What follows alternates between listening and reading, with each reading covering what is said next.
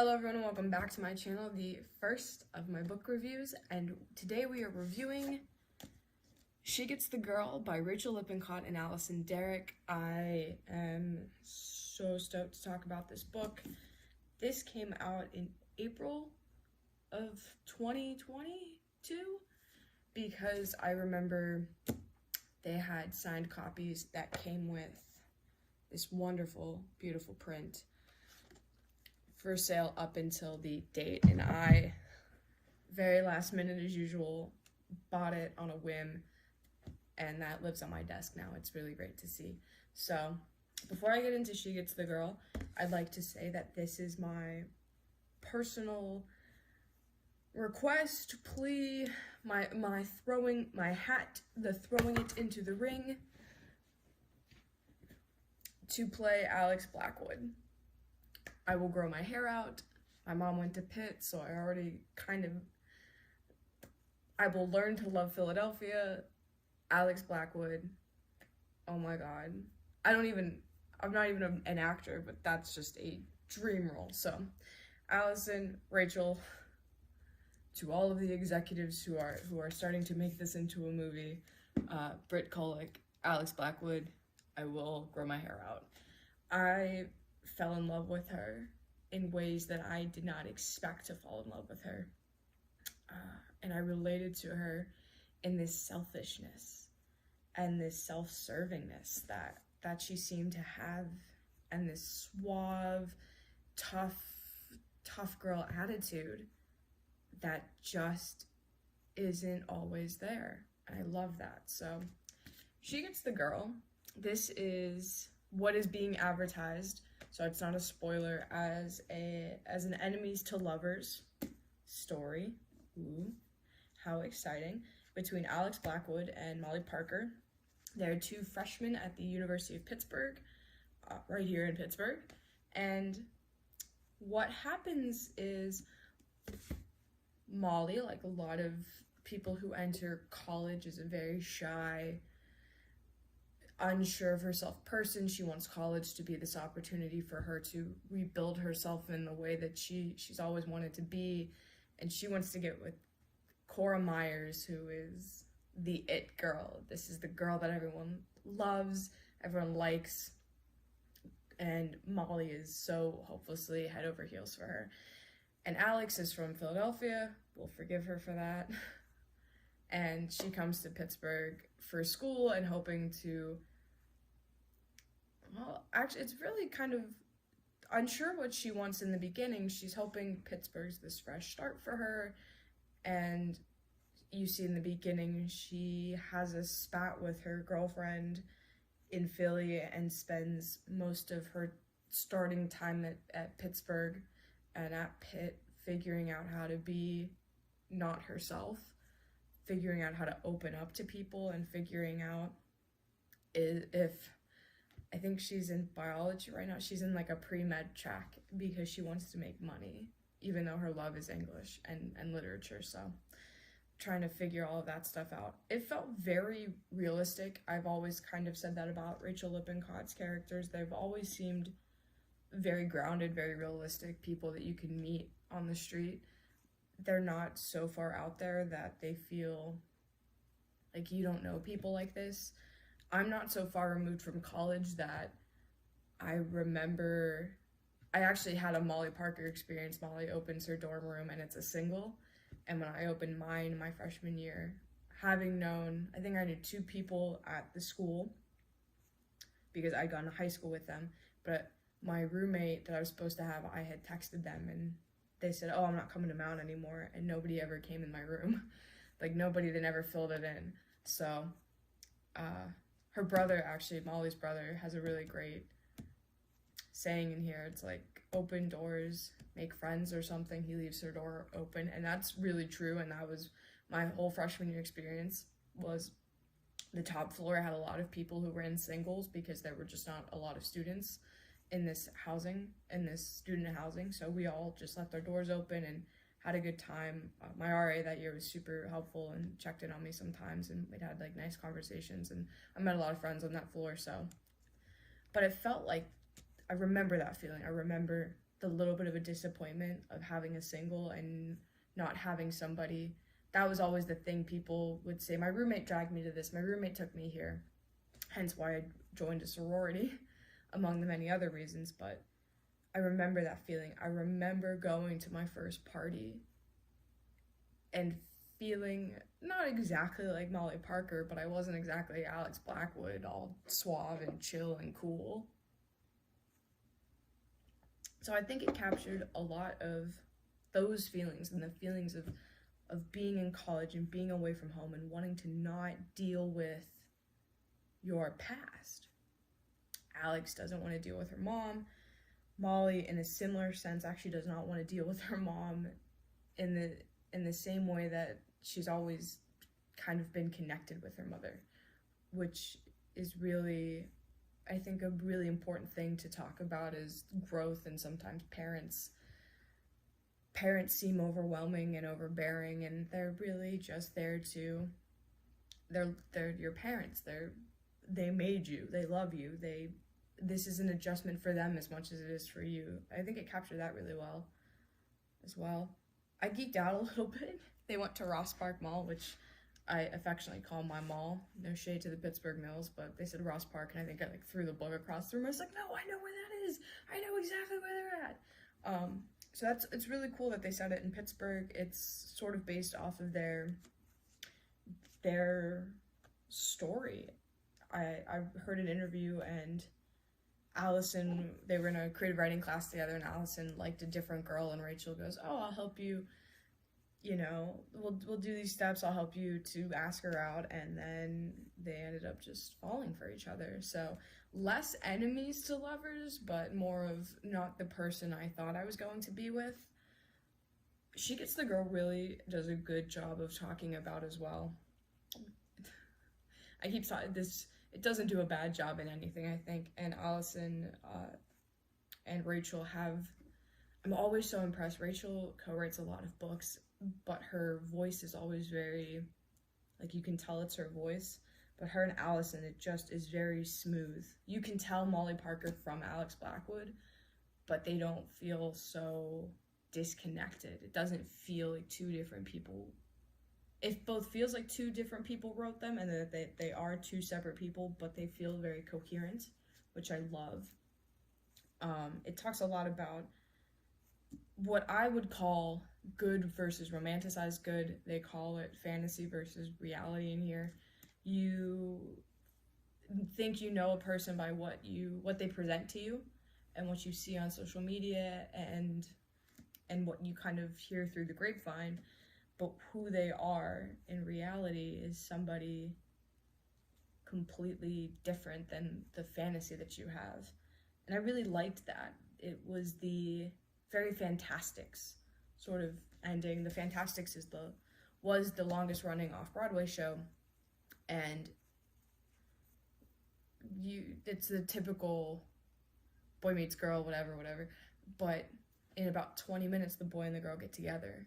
And it's beautiful, and it's at night and everything, and then the next morning everyone is kind of like, the sun's really bright and everyone feels a little awkward and hot and sweaty, and nothing feels right, and it's sort of the flip side of happily ever after. You always see the getting together, but you never see what happens after that, because it's never perfect. So I really liked that. I liked that there was this level of realism of the fantasy that Molly has. And I think in some extent as well, though she'll never admit it, the fantasy that Alex has of her future as well, and her future with her girlfriend and everything. There is a fantasy level to it, and it's a very 18, 19, even young 20s sort of fantasy about what your love life's gonna be like. Everyone does it. If you don't do it, you're lying to yourself. Everyone does it. I do it. You fantasize about your crush, or you fantasize about what you and your significant other and your partner are going to do. And Katy Perry has that great line, we say forever, but it's easier to say than to do. So even though you and your partner, you think you're going to do all these things together, it might not happen. So I liked that. I liked that they weren't delusional. Neither one of them are delusional. They're just 18 years old, and Molly has a very Molly way of looking at it. And Alex I love, because Alex, as much as she kind of shits on Molly for having this fantasy about Cora Myers, it's like, you don't even know her. And she goes, I know her more than you do. And it's like, you have this fantasy about her. But at the same time, Alex has her own fantasies about her own love life. And that's, I think, really important. And it was really important, I think, to show Alex, because you don't just sympathize with Molly. You sympathize for them in different ways, and I loved that. And I never really felt sorry for either of them. And yeah, I'm not going to spoil the ending, because, I mean, enemies to lovers kind of says it all, but I'm not going to tell you how they get there. I will say the ending really rocked me in a lot of ways that made me realize, think about my own relationships, of some of them that I know are not good for me, that I should really just kind of let go and quit trying to keep jumping through hoops. And other relationships that I sent a couple texts that night and just said, like, hey, I'm thinking about you, we should grab coffee soon, we should FaceTime soon, etc., etc., etc. Which I think is a great part of literature. You can see so much of yourself in it, and kind of see the cracks in your own relationship. I think that there's an excellent job showing the relationship between Alex and her sort of girlfriend. They don't really define it. She keeps calling her girlfriend. And sort of the little ways that people can be manipulative, and people can be, you think it's well-meaning, but there's always that backhanded compliment. There's always a little bit of something's not right here. And it doesn't really make Alex seem like a delusional kind of damsel in distress who's ignoring all the red flags. It seems like somebody who's genuinely looking for love and thinks that this is her only shot at it. Yeah, I loved it. I mean, I knew I was gonna love it. Rachael Lippincott is one of those authors that anything by her I will definitely just buy. I don't really care what it's about. That's what all this time was like that. I found All This Time and I thought, oh, I loved 5 Feet Apart, let's get this. And then of course The Lucky List, and then She Gets the Girl. I love it. If you're gonna do anything, I think, reading this summer, I would recommend The Lucky List and then She Gets the Girl. Every time I say that, I think about the Taylor Swift song. I don't think that was intentional, but I always think of the 1989 song. That's how it works. It's how you get the girl. Yeah, because I think that this was sort of a great, not follow-up novel, because this doesn't follow the same characters as in The Lucky List, but The Lucky List was a discovering oneself story in a sort of not traditional coming out sense, but it was a coming out story. This I loved because Pitt is a big university. You have all sorts of people on campus, and I love that. That's the thing. A lot of you are probably like, oh, does Cora Myers, is she straight? She's not. I don't know. They never put labels on any of them, which is really nice to see. They just like women, and that's what it is. But that's what I really liked, is it wasn't like Molly was kind of pining after a straight girl. She loved and was crushing on someone who actually could love her back. In a romantic sense, I should say. You have girlfriends who love each other all the time, but she was crushing on somebody, and she knew, like, oh, she's into girls. It wasn't that whole disappointing sense of, I'm gonna confess my love to you, and it's like, I like you as a friend because I'm straight. It wasn't like that, and I really enjoyed that. It just felt like people. It's what it is. There are stories like this that happen all the time, and the fact that this one is written and somebody can pick it up and read it and not have to worry about some awkward coming out or anything like that, which I really like that I think we're getting away from in young adult literature, and especially young adult literature in the LGBTQIA plus community. Is it's kind of coming away from these big coming out stories and just going to regular stories. I mean, how many times have you read a book where a guy and a girl absolutely loathe each other and then they get together? So I wouldn't call them loathing, but it's a very Alfie Glinda sort of relationship, which I love. Yeah. I feel like I'm just rambling at this point, but I love it. She gets the girl. I cannot wait. I think Alyson Derrick is working on another book. She's also pregnant right now, which is adorable. If I did not mention that, Rachael and Alyson are married. They're married. I shouldn't say they're pregnant. Alyson is pregnant. They're expecting a child. It's super exciting. I follow both of them on Instagram. I'm like this huge fan. I keep waiting for one day where I'm just walking in Ross Park or I'm in the city of Pittsburgh and I just kind of, oh my god, it's my favorite authors. So it's cute, and they had said it was loosely based on their relationship and their time at Pitt, and it really shows. I love that. It really adds a level of reality to it and groundedness. You can tell that these are people who know Pittsburgh. You can tell Alyson knows a lot about Pittsburgh. Rachael, I'm pretty sure she grew up in like Eastern PA, near Philly, because the Lucky List actually takes place sort of outside of Philadelphia, kind of like out like I live outside of Pittsburgh. It was like outside of Philadelphia because they drive to Jersey to go surf, and they talk a lot about the Eagles. So you can feel Rachel's coming from Eastern PA to Western PA and the difference and the shift between Philadelphia and Pittsburgh, and it's fun to see it's never gonna be Philly, but like I think, okay, fine, I kind of like it here. So I love that. I love Alex Blackwood and Molly Parker. They are amazing characters. They are very realistic. I keep talking about Alex, but I loved Alex's fire and this sort of very brash harshness to her. Because you didn't stop loving her. Even when her and Molly got into fights, you never really picked one side over the other because you felt for Alex and you felt for Molly.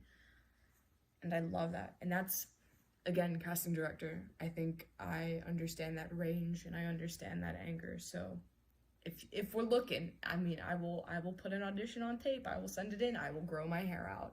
I will say that again. I will grow my hair out for this. But no, I loved it. It kind of showed they weren't the same person, and I love that. They felt like real girls I would meet, and Alex was probably somebody I'd think, you're so cool, you'll never want to talk to me, but I bet we'd be like real tight best friends, sort of. I always think that way. I always think everyone's super cool, so much cooler than me, and then they're like, you want to talk to me? I never thought you'd want to talk to me. And I'm like, me? I'm sitting here in my Flash t-shirt and with my Murderino cup talking about a love story, like. So yeah, She Gets the Girl, recommended as a summer read. I tore through this. Yeah, it's adorable. You read how it's advertised and you think, oh, it's gonna be kind of a bunch of cliched schlock, and it's not. It's very deep and rich and full of characters and backstory and real life and struggle and acceptance.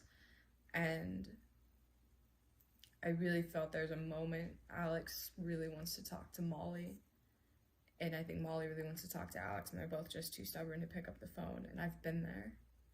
And I think I texted somebody, I was like, hey, like, can we FaceTime soon? I know you're super busy, but I miss you, I wanna talk to you. And I think that's kind of important in a lot of relationships, because they do become friends before, you know, there's a transition from enemies into lovers. It's not just like, I hate you, I love you. It's not that abrupt, but you understand the vulnerability in Alex and the acceptance of Molly and the, I want to tell you this because I want you to be the person I tell the good news to and the bad news to.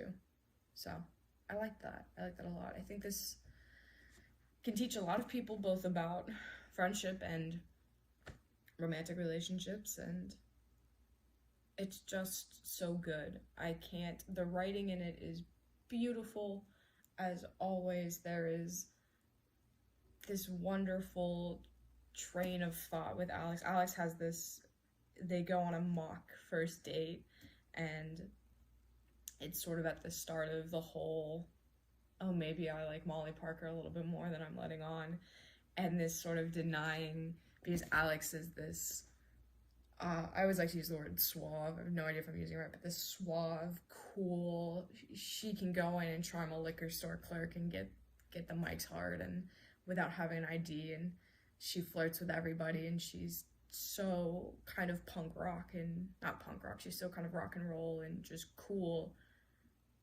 and she starts to fluster and get nervous, and you see a side of Molly in this environment that Molly's picked where the mock date is.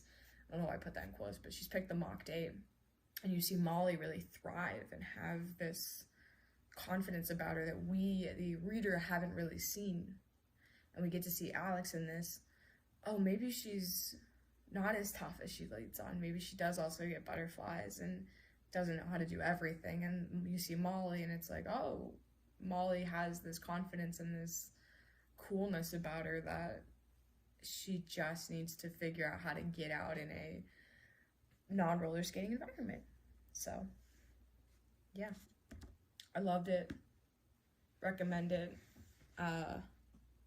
Recommend anything by Rachael Lippincott or Alyson Derrick, whether they co-wrote it, whether Rachel's got 3 other books, 5 Feet Apart, which was 5 Feet Apart, All This Time, and then The Lucky List, and then I think Alyson's working on some new stuff, which is quite exciting.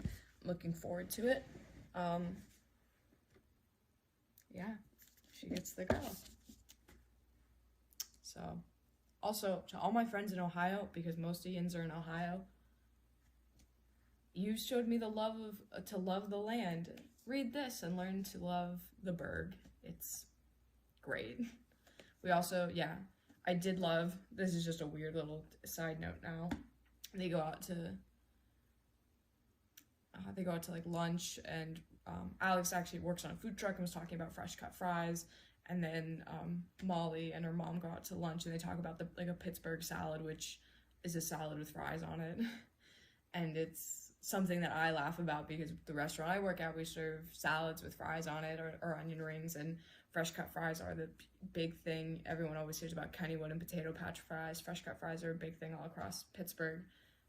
And I thought, man, I wonder what that's like, just like even my friends just in Cleveland who don't get it, who don't get that fries belong on a salad.